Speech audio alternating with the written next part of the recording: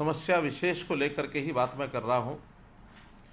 हम जानते हैं कि युग ऐसा आ गया है कि इसमें हर चीज़ की अकाउंटेबिलिटी, हर चीज़ का हिसाब किताब, हर चीज़ का डाटा, जो भी संस्था, जो भी प्रदेश, जो भी जिला, जो भी देश मजबूती से रख पाएगा, इकट्ठा करेगा, तो उतना ही नागरिकों को उसकी आगे चल कर के सुविधा होने वाली है।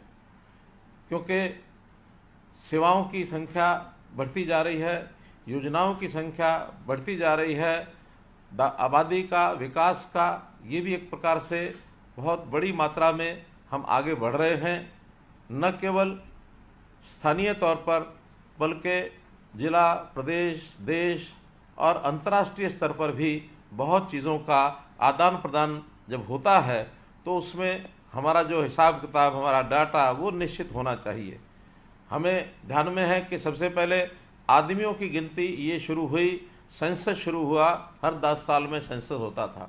बाद में हर व्यक्ति को एक पहचान दी गई, आधार कार्ड के साथ उसको जोड़ा गया, और आधार से आगे बढ़ते हुए हमें ध्यान में आया कि परिवार एक इकाई है, तो हमने परिवारों की संख्या ये गिननी शुरू की और उसके अंदर परिवार पहचान पत्र, फैमिली आईडी, इसका प्रयोग करके हम काफ़ी आगे बढ़े हैं।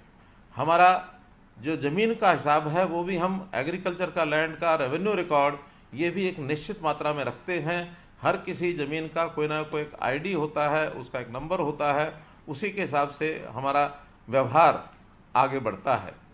अब आगे बढ़ते हुए जब ये ध्यान में आया कि जो शहरी प्रॉपर्टीज़ हैं या गांव की रिहायशी प्रॉपर्टीज़ हैं, इनका हिसाब किताब हमारे पास प्राय ना के बराबर है, तो ये योजना बनी कि हमारी शहरी प्रॉपर्टीज़, उसकी भी कोई ना कोई पहचान बनाई जाए और उसको एक आईडी, एक पहचान ये दिया जाए। जो काम हमने हरियाणा में 2018 में शुरू किया, एक अनुमान के हिसाब से उस समय लगता था कि हमारी 42 लाख शहरी प्रॉपर्टीज़ हैं, लेकिन जब गिनती प्रारंभ हुई और अंत में गिन करके जब हमने देखा तो 42 के बजाय 46 लाख प्रॉपर्टीज़ निकली। और उस 46 लाख में अगर उस 2 भागों में बांटते हैं तो एक भाग है कि जो हमारी नियमित कॉलोनीज़ हैं, जो अप्रूव्ड एरिया है, उसमें 36 लाख प्रॉपर्टीज़ हैं, और जो अनअप्रूव्ड एरिया है, अनियमित है, और जिसको हम ये कहें कि जो कॉलोनियाँ ऐसे विस्तार होता गया बिना किसी योजना के, अवैध कॉलोनीज भी उसको हम कह सकते हैं, उसमें 10 लाख प्रॉपर्टीज़ हैं। इस काम को शुरू करने के लिए हमने एक कंपनी को काम दिया था। अब वो कंपनी पहली बार काम कर रही थी और ये काम भी हरियाणा में भी, देश भर में सबसे पहले हमने शुरू किया। स्वाभाविक है, जब इतना बड़ा काम होगा तो उसमें कहीं ना कहीं कोई कठिनाई, कोई समस्या भी हम पहले से सोचते भी थे और वो आई भी है। बहुत सी प्रॉपर्टीज़ का जो हिसाब किताब, लेखा जोखा, उसके जो विवरण भरने की जो स्थिति थी, उसमें बहुत सी गलतियां पाई गई, और उन गलतियों को जब हमने पहचाना तो हमने उसका एक पहला काम किया कि जितनी भी हमारी प्रॉपर्टी आईडीज़ हैं, जो संपत्ति की हमारी पहचान की संख्या है, उनको सबको वेबसाइट पर डालें। हमने नवंबर 2022 में सभी प्रॉपर्टीज़ जो भी आईडी बनी थी वो आपके देखने के लिए, अवलोकन के लिए हमने वेबसाइट पर डाला था, और ये भी कहा था कि आप लोग स्वयं सत्यापित करें, और स्वयं सत्यापित करने के बाद हमारे पास अगर डाटा आएगा तो हम उस हिसाब से आगे काम करेंगे। उसके ऊपर कोई बहुत बड़ी गति हमको नहीं मिली, तो कुल मिलाकर लगभग 1.5 लाख प्रॉपर्टी के जो मालिक हैं उन्होंने ही स्थापित किया, बाकी लोगों ने उसको छोड़ दिया। बल्कि हाँ, जिनकी गलत प्रॉपर्टी थी उनकी शिकायतें, उनकी आपत्तियां ये दर्ज होने लगी, तो उसमें भी बड़ी संख्या में लगभग 8.5 लाख, अगर ठीक मैं कहूँ तो 8,49,000 ये आपत्तियां हमारे पास आई, और उस 8,49,000 में से हमारे डिपार्टमेंट ने 5,77,000 आपत्तियों को और ठीक किया। और इन ठीक करने के बाद उस समय एक प्रावधान किया कि जिसमें विवरण ठीक नहीं है उसको रिजेक्ट करते थे। बाद में ध्यान में आया कि रिजेक्ट करने से भी समस्या का हल नहीं होगा। हमने उसके बाद उसको वापस आपके पास भेजना शुरू किया कि आप उस विवरण को ठीक करें। अब आगे से किसी प्रकार का रिजेक्शन नहीं होगा, जो भी आपत्ति होगी ठीक होगी तो उसको अप्रूव किया जाएगा। अगर आपत्ति ठीक नहीं है और आपकी ओर से कोई उसमें जानकारियां कम दी गई हैं तो आपको वापस भेजा जाएगा, ताकि आप उसको ठीक करके दोबारा से भेजें।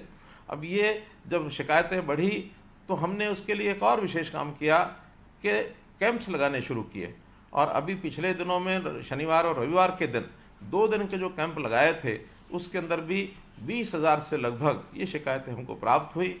लेकिन प्रसन्नता की बात यह है कि उन 20,000 में से हमारे विभाग के लोगों ने उसी समय हल की।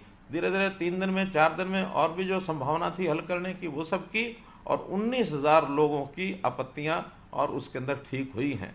जहाँ तक मैं समझता हूँ, आप सब लोगों को भी जो हमारे साथ टेलीफोन से जुड़े हुए हैं, मेरी बात को वैसे तो सभी नागरिक सुन रहे हैं, लेकिन टेलीफोन से भी उन 19,000 लोगों को जोड़ा गया है, जिनसे बाद में मैं बातचीत करके भी और आपसे जानकारी लूँगा।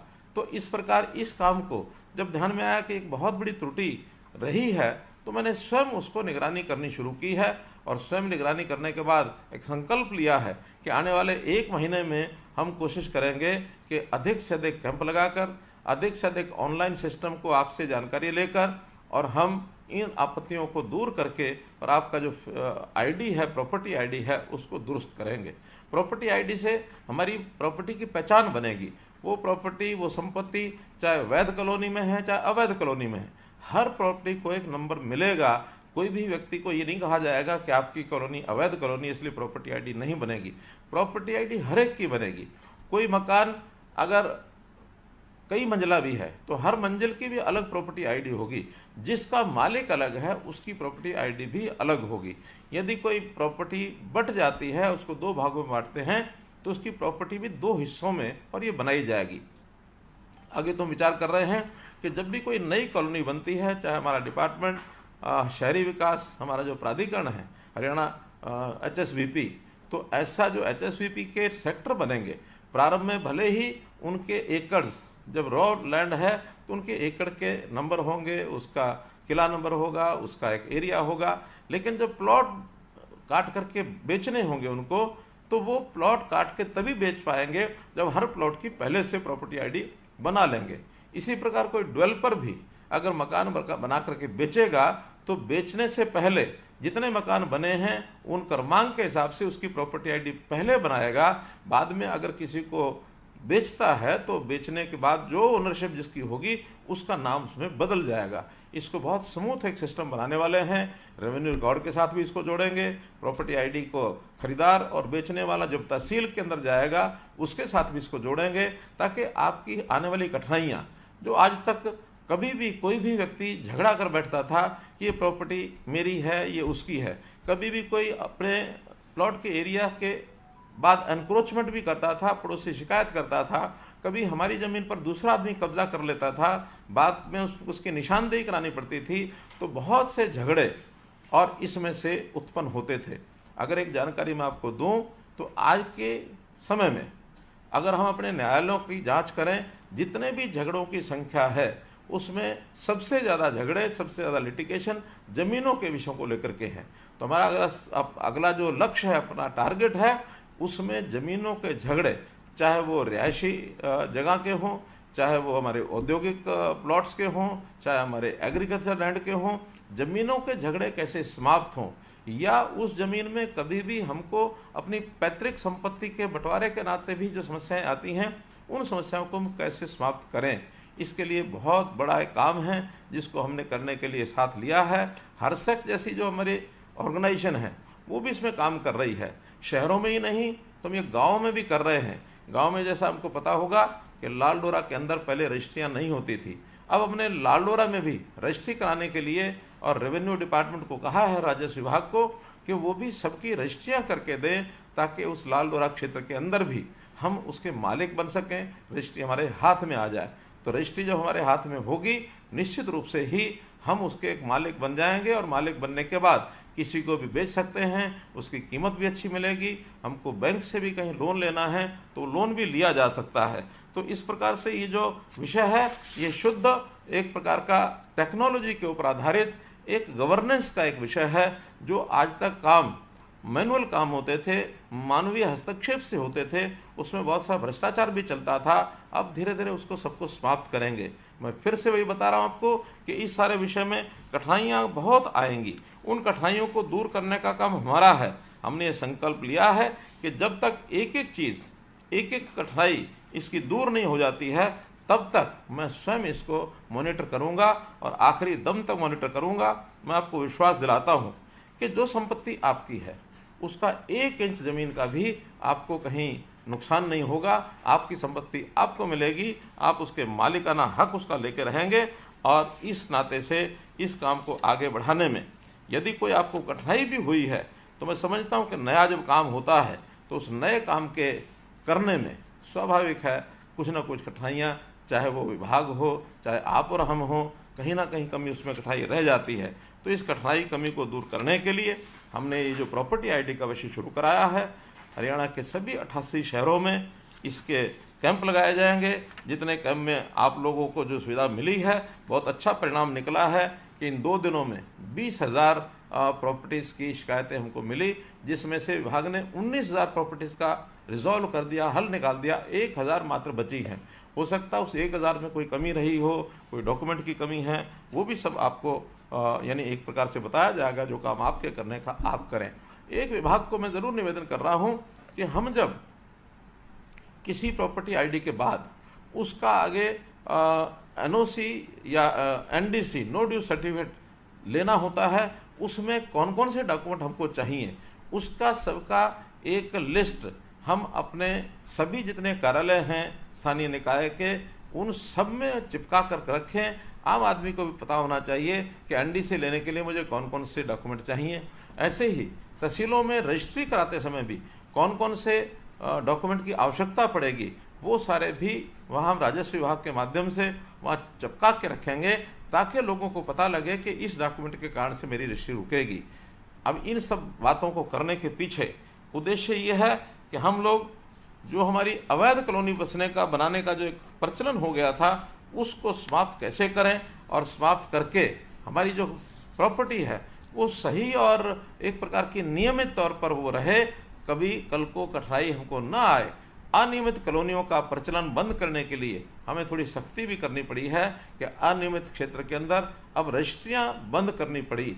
रजिस्ट्री बंद करने के बाद अब ये भी अच्छा लग रहा है कि अब अनियमित कॉलोनियां यानी प्राय आगे नहीं बढ़ रही हैं। हाँ, पिछली जो अनियमित कॉलोनियां हैं उनको नियमित करने का भी हमने एक अभियान चलाया है, चाहे हमारा स्थानीय निकाय विभाग हो अथवा टाउन कंट्री प्लानिंग हो।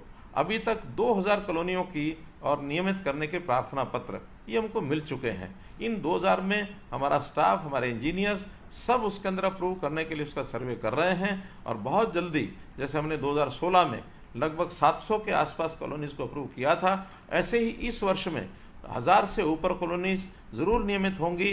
धीरे धीरे अब जैसे जैसे नियम उनका सर्वे होता जाएगा, सर्वे के बाद हम सब कॉलोनी को अप्रूव करेंगे।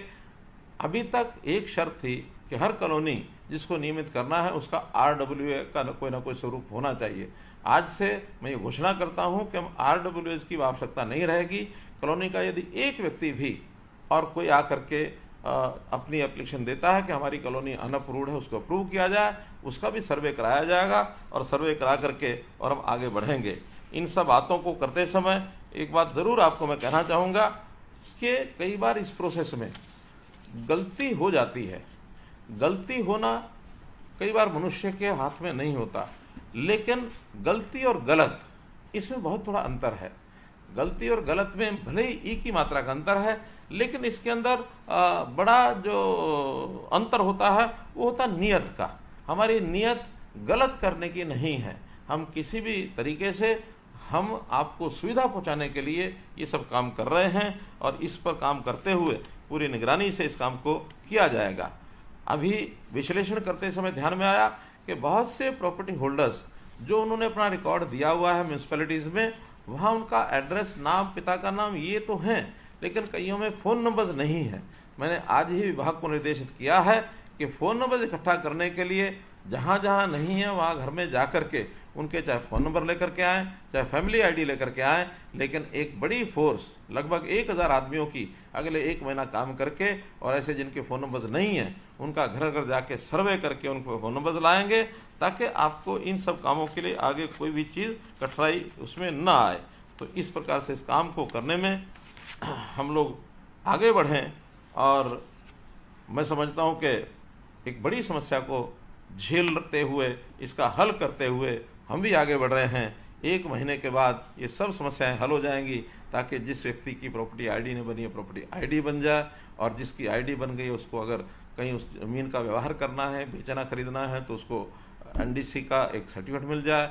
टाउन कंट्री प्लानिंग से जब कॉलोनी हमारी अप्रूव हो जाएगी तो उनको एनओसी मिल जाए, तो एनओसी एनडीसी मिलने के बाद हम अपनी ज़मीन का व्यवहार कर पाएंगे।